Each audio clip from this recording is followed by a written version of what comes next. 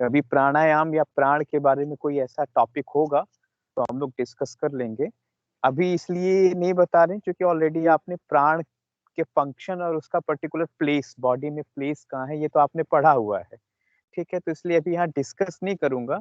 इसके आगे जो एक एडवांस पार्ट है कि इनका जो स्पिरिचुअल फंक्शन होता है वो क्या है। जैसे नाग के बारे में है ना, नाग के बारे में छोटा सा बता देता हूँ कि कैसे होता होगा। जैसे नाग प्राण है, छोटा प्राण है ना, तो नाग प्राण क्या करता है, पर्टिकुलर जो आप कहते हैं ना, डकार आती है, या जिनको क्या कहते हैं इंग्लिश में, क्या कहते हैं एग्जैक्ट वर्ड नहीं याद आ रहा है मुझे, तो डकार जो आती है उसको नाग प्राण का फंक्शन कहते हैं, बट नॉट ओनली डकार। नाग प्राण जो है इसके बारे में कहा जाता है कि ये क्रिएटिविटी सर के लिए बना हुआ है। हेलो सर, सारा मिस हो गई, वॉइस ब्रेक हो गई। आप बता रहे थे स्पिरिचुअल फंक्शन ऑफ नाग प्राण। हाँ, स्पिरिचुअल फंक्शन ऑफ नाग प्राण की बात कर रहा था। तो जैसे नाग प्राण का तो आपने फिजिकल पढ़ा ही है कि जो डकार आ रही है या जो पर्टिकुलर गैस्ट्रिक मूवमेंट है ना, उसको है। लेकिन उसका जो स्पिरिचुअल पार्ट है वो क्रिएशन में वर्क करता है, क्रिएशन में। ठीक है, दूसरा उसका सबसे ज्यादा जो फंक्शन होता है वो क्या होता है, तो उसका फंक्शन होता है वो चीजों को स्ट्रेंथनिंग देता है। स्ट्रेंथनिंग का मतलब है कि किसी कोई पैसिव है सर उसको एक्टिव करने में। सॉरी सर, हेलो, बिल्कुल आवाज ही नहीं आती। किसी को भी नहीं आ रही? सर मुझे आ आई रही है। थिंक दिव्या सर मेरे को आ रही है। दिव्या, ठीक है सर। दिव्या, अच्छा तुम We एक are काम able करो to दिव्या, listen. आप थोड़ा सा कहीं आसपास, हाँ नेटवर्क का इशू आपके यहाँ है, तो एक काम करें, आप कहीं आसपास हो जाएं, बाहर आ जाइए या छत पे आ जाइए। ठीक है, तो फॉर एग्जांपल मैं बता रहा था नाग के बारे में, रिपीट कर देता, तो नाग का जो स्पिरिचुअल वर्कआउट है वो ये भी है कि वो क्रिएशन के साथ साथ आपके मेंटल स्ट्रेंथनिंग और आपके फिजिकल जो वाइटलिटी है वो भी देता है। कि किसी को कहीं भी पैसिवनेस है तो वहां पर नाग की प्रैक्टिस कराएं, नाग प्राण की प्रैक्टिस भी करा सकते हैं। ठीक है, तो जैसे प्राण जो है, आपने तो पढ़ा ही है कि प्राण कहाँ सिचुएटेड है, कहाँ पर लोकेट है हमारी बॉडी में। तो पर्टिकुलर जो प्राण है वो आपकी ठीक ये जो लंग्स वाला पार्ट है, ठीक है, नेवल और इधर लंग्स के बीच वाला जो पार्ट है वहां पर क्या है, तो पर्टिकुलर प्राण है। मतलब ये कह सकते हैं जो लंग्स वाला पार्ट है आपका वो क्या है, प्राण का है। ठीक है, और लंग से हल्का नीचे किसका है, समान का है, और नेवल से नीचे किसका है, अपान का है, और पूरे बॉडी में कौन है, व्यान है। ऐसा इस तरीके से पढ़ा होगा ना आपने। तो जो लंग्स सिचुएटेड, जो प्राण इज सिचुएटेड टू लंग्स, उसका सबसे बड़ा काम क्या है कि लंग्स के पास पर्टिकुलर कौन सा चक्र है, अनाहत चक्र। ठीक है, हृदय चक्र, हार्ट चक्र। तो हार्ट चक्र का काम क्या है, हार्ट चक्र का काम है कि पूरी तरीके से जो आपकी बॉडी में ये कह सकते हैं कि स्ट्रेंथनिंग का काम करती है, स्ट्रेंथनिंग चीजों को बनाने का काम करती है।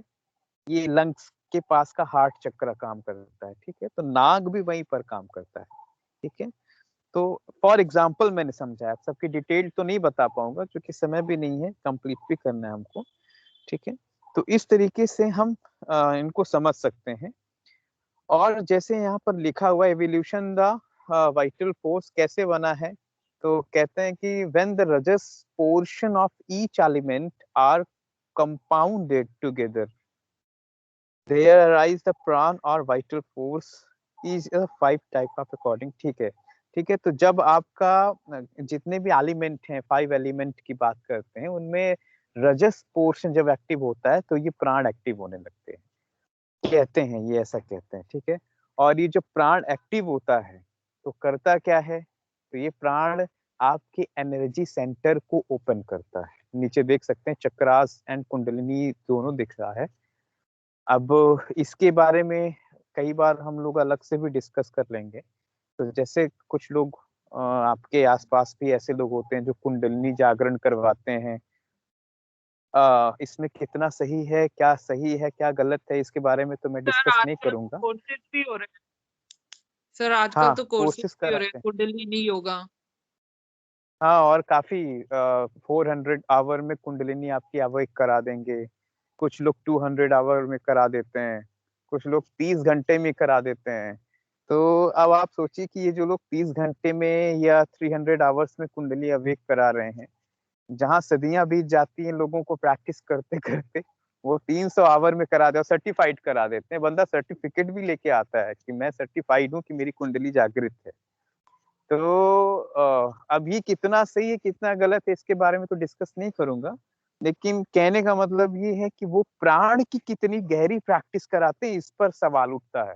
क्वेश्चन उठाइए कि प्राण की क्या प्रैक्टिस कराते हैं वो लोग, या प्राण को कैसा समझते हैं।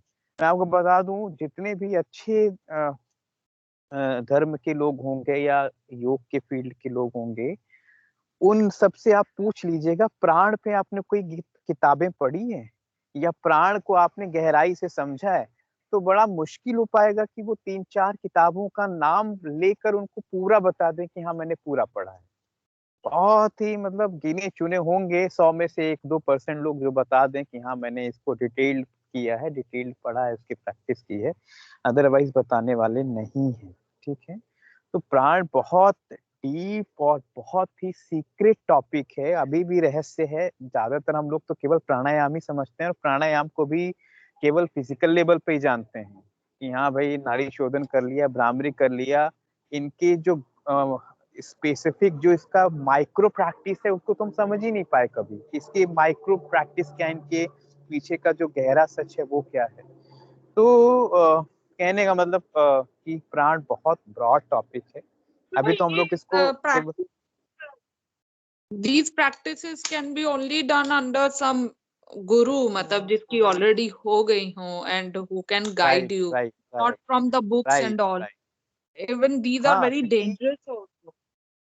बिल्कुल है भी, डेंजरस ही है। ज्यादातर लोग क्या करते हैं बुक्स को पढ़ के ही वो अपने आप को प्रैक्टिस में लेके आते हैं, लेकिन उनको ये नहीं समझ में आता कि ये जो बुक्स को आप पढ़ के प्रैक्टिस करते हैं वो तो रेसिपी की तरह है ना, कि आपने रेसिपी बुक पढ़ी कि साहब आपको क्या बनानी है, तो आपको बनानी है जलेबी।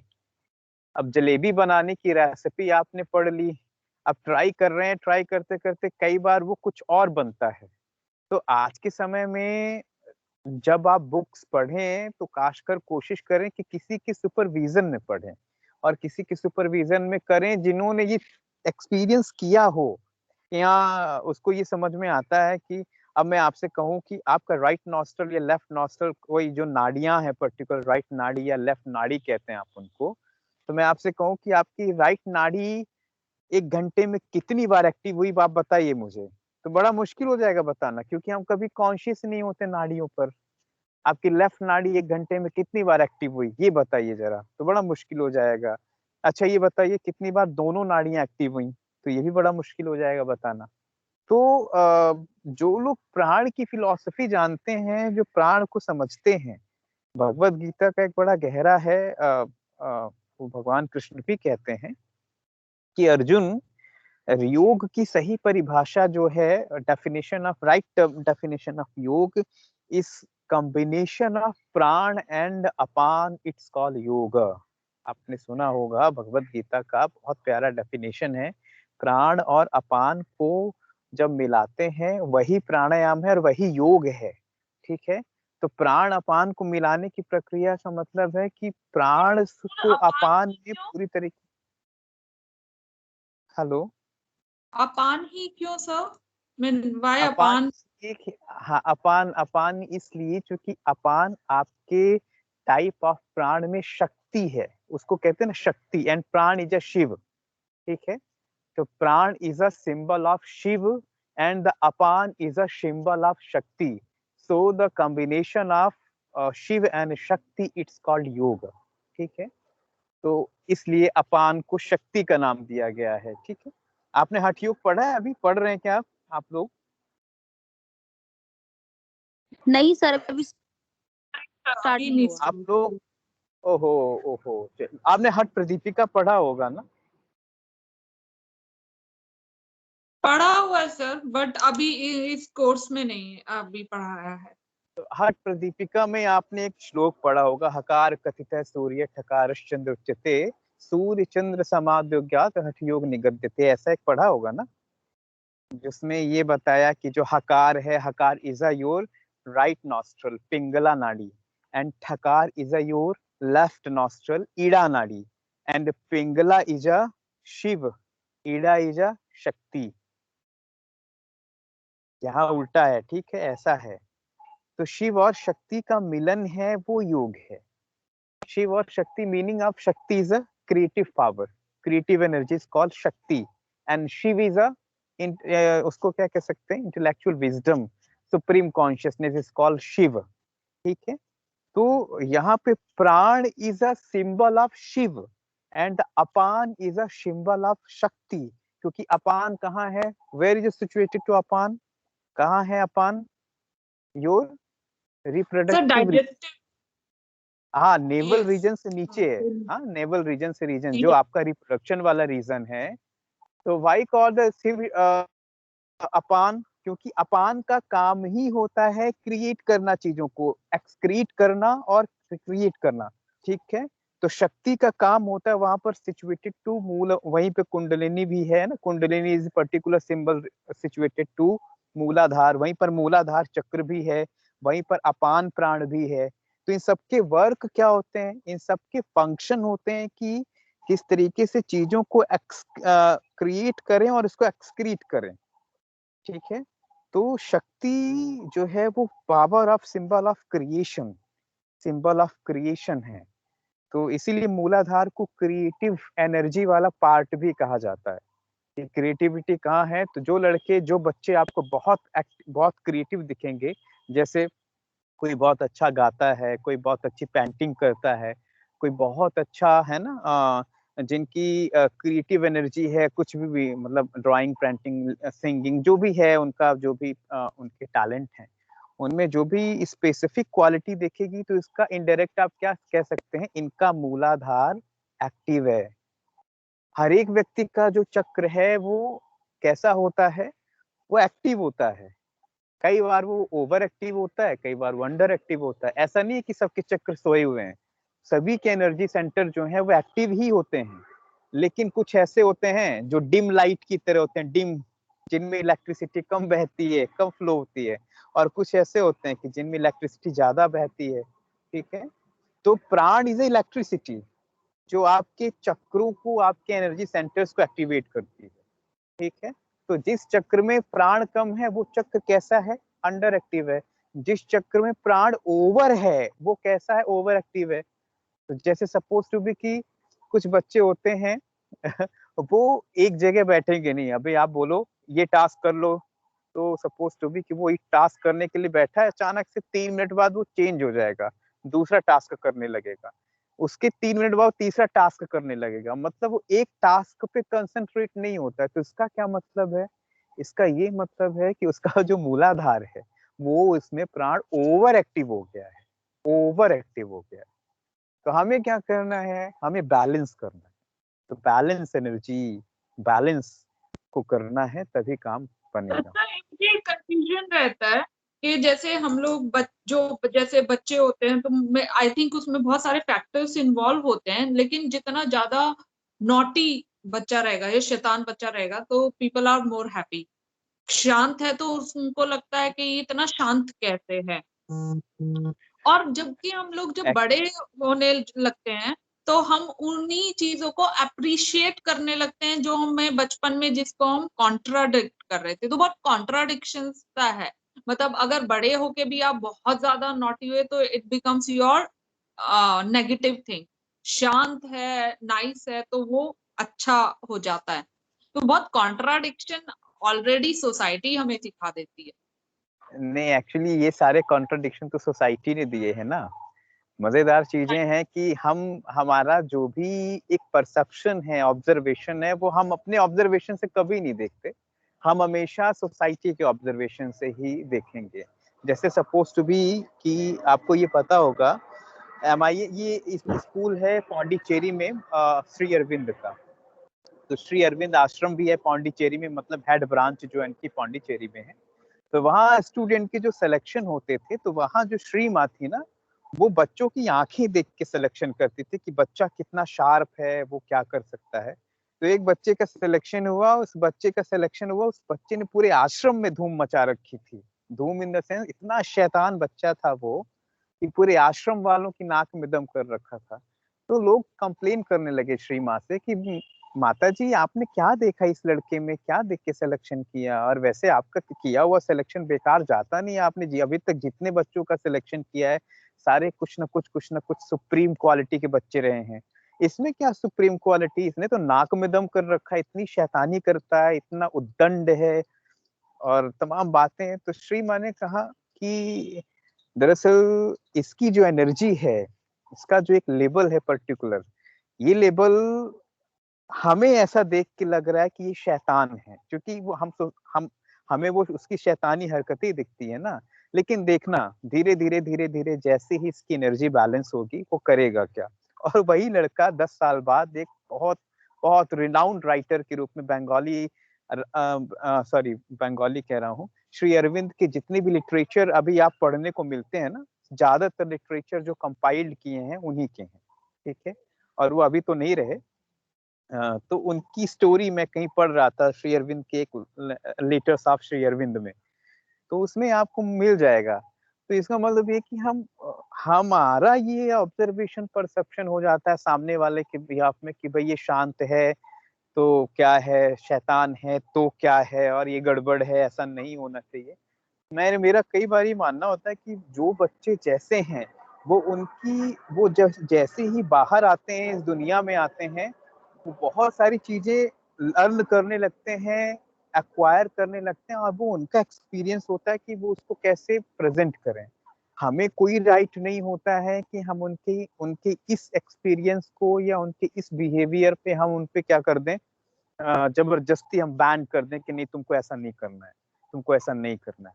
जहाँ कहीं हमें लगता है कि ठीक है ये गड़बड़ है, ठीक है, वहाँ अच्छी बात है। लेकिन कई बार आपने देखा होगा कुछ ऐसे मम्मी पापा होते हैं, मदर फादर, वो जानबूझ के टोकते रहते, दिन भर बच्चों को टोकते रहते, नहीं बेटा ये नहीं, नहीं बेटा ये नहीं। तो बच्चा अपने आप को एक्सप्लोर कर ही नहीं पाता है। वो जो चीजें एक्सप्लोर करना चाहता है वो एक्सप्लोर कर ही नहीं पाता, और ऐसा बच्चा फाइनली दब्बू बन के निकलता है, जिद्दी बन के निकलता है, जिसको हमेशा नेगेटिव ही दिया, नहीं करना है, नहीं जाओगे, ऐसा नहीं होगा, वैसा नहीं होगा। तो ऐसे बच्चे ज्यादातर आप देखेंगे जिद्दी मिले हैं, बहुत जिद्दी मिले हैं। तो सो इसीलिए जो इन्फ्लुएंस आता है सोसाइटी का, वो तो बहुत ऑब्वियस होता है, क्योंकि आप राउंड अराउंड सोसाइटी से हो। तो आपका जैसा भी बिहेवियर होता है, सबके अपने अपने कुछ कुछ कमेंट्स होते हैं। For example, if you are a new mom, तो आपको एक्सपीरियंस तो कुछ होता नहीं है कि क्या करना है। वो एक्सपीरियंस आप कहाँ से एक्वायर करते हो? इफ योर बच्चा is doing some particular thing, तो एवरीबडी विल से हाँ नहीं ये तो बहुत शैतान है, नहीं नहीं ये तो बहुत ही शांत है, इस इतना शांत कैसे है? तो फिर ऐसा लगता है अच्छा मतलब कुछ गड़बड़ है क्या, अगर ऐसा है तो शांत है तो अब नहीं इट्स इनकॉर्पोरेट इजली, क्योंकि आप 10 आदमी मिल रहे हैं, तो 10 आदमी में से अगर 9 या 8 आदमी ऐसे बोल रहे हैं, तो यू विल थिंक कि हाँ कहीं ऐसा तो नहीं है हम मतलब ओवरलुक नहीं कर रहे हैं पर अंडर लुक भी तो नहीं कर रहे हैं। तो वो एक हाँ हाँ बिल्कुल। कॉन्ट्राडिक्ट, हम जब वही बच्चा जब बड़ा होने लगता है, तो अगर वो शांत उस वक्त भी नहीं है, बड़े होने के बाद भी, तब वही चीज उल्टी आ जाएगी। तो मेरा पॉइंट ये है कि हमें बहुत सारे कॉन्ट्राडिक्शंस बचपन से ही सिखाने के लिए मिल जाते हैं। फॉर एग्जाम्पल के उस पे बताऊंगी, जैसे हम बच्चे को सिखा रहे हैं कि शेयरिंग इज केयरिंग, बहुत नॉर्मल हाँ सा हाँ कि शेयर करना है। और अगर बच्चा अपनी चीज बहुत आराम से दूसरे को दे देता है, या अपनी चीजों को नहीं ले रहा है, डिफेंड नहीं कर रहा है अपने लिए, तो हम तब हम ही उसको ये सिखा रहे हैं, उसने तुम्हारी चीज ले ली, तुमने कुछ बोला क्यों नहीं, अपनी चीज लेकर आओ। सो बिल्कुल बिल्कुल कितना बिल्कुल। कितना कॉन्ट्राडिक्शन तो हमने ही उसके माइंड में डाल दिया, तो उसको कैसे समझ आएगा कि कब हमें शेयर करना है और कब हमें अपनी चीज के लिए फाइट करना है। ये रियल में ये बहुत चैलेंजिंग क्वेश्चंस हैं, और आज की सोसाइटी के सबसे चैलेंजिंग और बर्निंग टॉपिक्स हैं। जिसमें कई बार हमें यही नहीं समझ में आ पाता है और बच्चे को भी नहीं समझ में आ पाता कि भाई हमें कब कौन जो सा किस पॉइंट तरीके का रहता है ना बिहेवियर करना हमेशा चाहिए। फिलोसफी सीखने का, sorry to interrupt you, right. मेरा जो हमें जो भी पॉइंट रहता है वो यही रहता है कि ठीक है इतनी बिग चीज है फ्रॉम द ग्रेट पीपल, तो how we can implement in our practical life or give right. this knowledge to others if I got this knowledge। मतलब वो प्रैक्टिकल में हम लोग साइकोलॉजिकली कैसे उसको इम्प्लीमेंट करें, क्योंकि बहुत सारे हम लोग कहते हैं ना कि प्योर सोल आती है लेकिन हम उसको इम्प्योर बना देते हैं विद द एक्सपीरियंस। अगर बहुत प्योर सोल है तो कहेंगे सरवाइव कैसे करेगा वर्ल्ड में, how he going to survive, so उसको सरवाइव के लिए बनाते हैं। अदरवाइज तो आप ऐसे ही एक बच्चे को छोड़ दो तो उसका बिल्कुल प्योर ही कॉन्शियस रहेगा, बिल्कुल नॉर्मल चीजें जाएंगी as whatever we are learning. आज की सोसाइटी में बहुत सारी चीजें, कल्चर तो नहीं कहूंगा मैं, बहुत सिविलाइज्ड हैं, क्योंकि सिविलाइजेशन का मतलब है कि हम सामने वाले को देख के जीने की कोशिश करते हैं कि सामने वाला कैसा करता है हम उसको फॉलो करें। इसीलिए इन्फ्लुएंसर कम, फॉलोवर ज्यादा हो रहे हैं। आज फॉलोवर ज्यादा बना रहे हैं और फॉलोवर्स बहुत हैं, वो कई बार आंख बंद करके भी फॉलो करते हैं। मेरा आप सबसे भी होता है, जहां भी मैं अभी करता हूँ सेशन, तो मेरा ये होता है कि आप चीजों को ट्राई एंड एरर में क्यों नहीं लेके आते। आप उसको ट्राई एरर में लेके आइए, उसको एक्सपेरिमेंट में लेके आइए। यदि कोई चीजें शास्त्र भी कहता है, स्क्रिप्चर्स कहता है कि ऐसा नहीं ऐसा करना चाहिए, तो आप उसमें क्वेश्चंस कई बार अराइज करिए।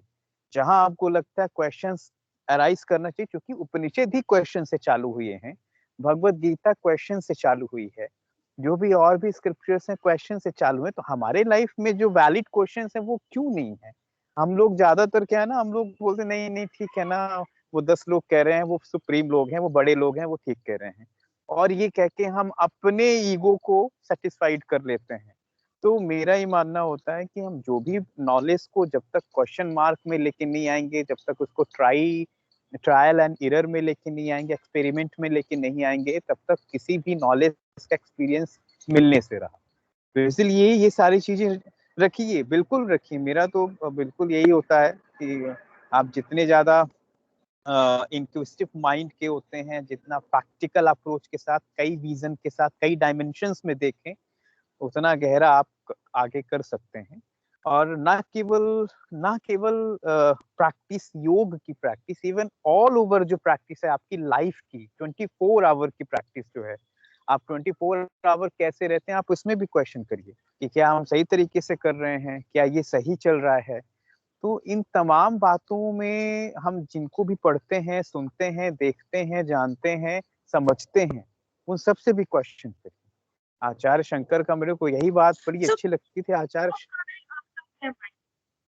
तो क्वेश्चन तो बहुत सारे आ जाते हैं क्योंकि पूरा 24 घंटे इज योग ओनली वी आर डूइंग, क्योंकि स्वाध्याय इज योग ओनली। आप स्वाध्याय कर रहे हो, सेल्फ रियलाइजेशन कर रहे हो, सेल्फ स्टडी कर रहे हो, that's a yoga only whatever we are doing in 24/7।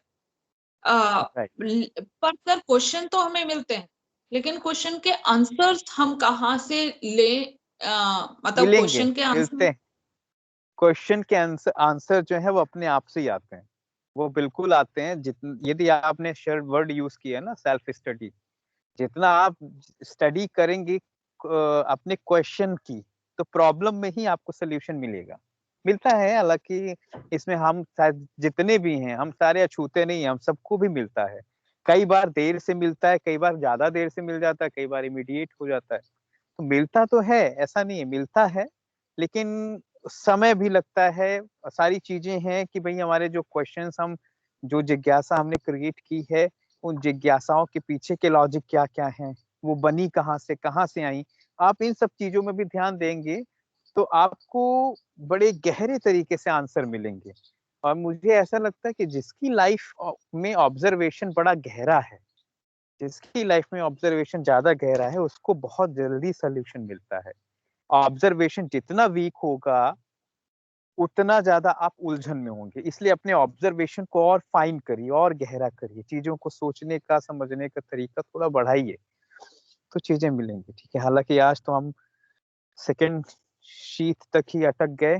आगे कल बात करेंगे, कल ये उपनिषद खत्म करेंगे, ठीक है। तो चलिए अभी तो शांति पाठ करते हैं, समय हो गया।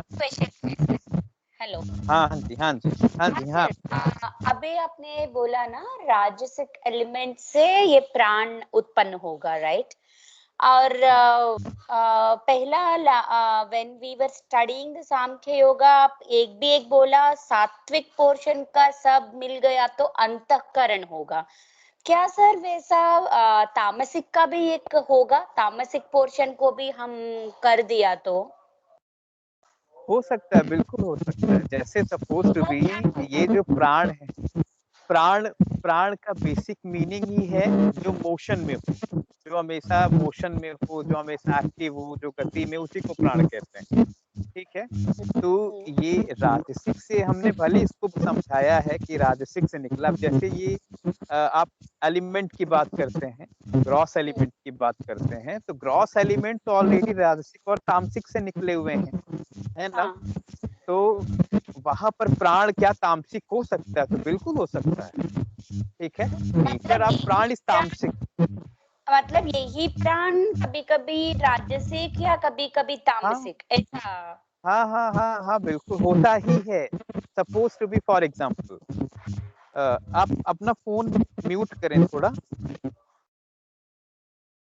सपोज दैट फॉर एग्जाम्पल कि तामसिक कैसे होता है। जैसे सपोज टू बी जो लोग एडिक्टेड लोग होते हैं, जो शराब ज्यादा पीते हैं, या जो नॉन वेजिटेरियन होते हैं, आप देखेंगे डाइट पैटर्न कई बार आपके प्राण को बताती है कि आपका प्राण कैसा बनेगा। कई बार हम देख लें कि हमारा डाइट जो है, हम बहुत ही अलग तरीके का खाना खा लें, हैवी खा लें, बहुत ही अलग तरीके का। जैसे नॉन वेज की मैं एग्जांपल दे रहा हूँ। आप ये खाना खा लीजिए और ये खाना खाने के बाद आप 1 घंटा अपने आप को ऑब्जर्व करिए। उसी स्थान पे आप केवल बॉइल्ड वेजिटेबल खाइए और 1 घंटा अपने आप को ऑब्जर्व करिए।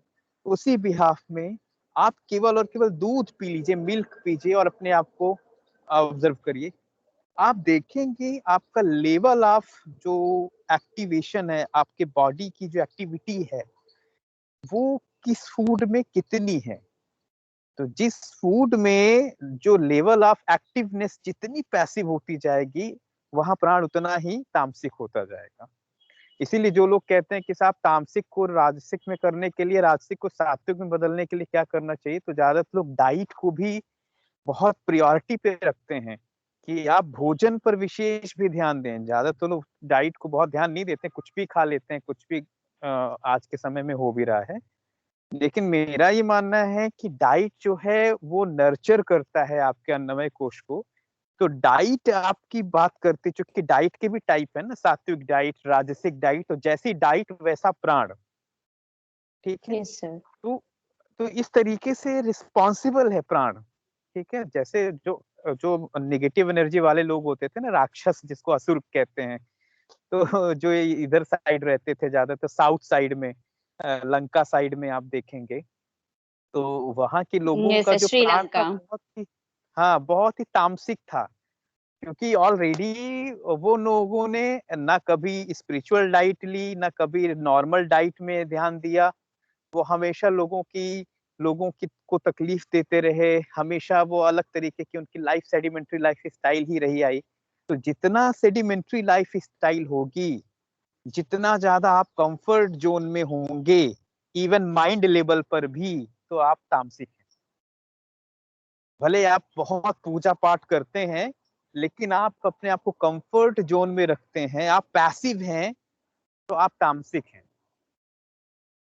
क्योंकि सात्विकता जहां होती है, वहां कहते हैं ना, एवोल्यूशन होता है, एवोल्यूशन। वहां चीजें क्रिएट होती दिखती हैं, कंफर्ट जोन से बाहर आता है। तो इनको भी हम तामसिक कहेंगे। आलस समझते हैं ना, आलस। तो आलसी जो होते हैं, जैसे मेंटल फटीग की बात भी करें, या फिजिकल फटीग या इंटेलेक्चुअल फटीग आल्सो, ये भी तामसिक हैं। तो खैर, बहुत सारी बातें कई बार करने को हो जाती हैं, टॉपिक ही कवर होता। हाँ, thank you sir, thank you sir. हाँ sir, Vinamra Sharma sir has class has been started, so we can join that. हाँ बिल्कुल बिल्कुल बिल्कुल बिल्कुल शांति पाठ। शांति ओम पाठ जी। विश्वानि देव सवितर दुरितानि पराशुभ यद भद्रम तन्न आशुभ। ओम शांति शांति शांति सर्वारिष्ट सुशांतिर्भवतु। चलिए मिलते हैं कब। Okay okay thank you sir. Thank you sir, thank you. प्रणाम।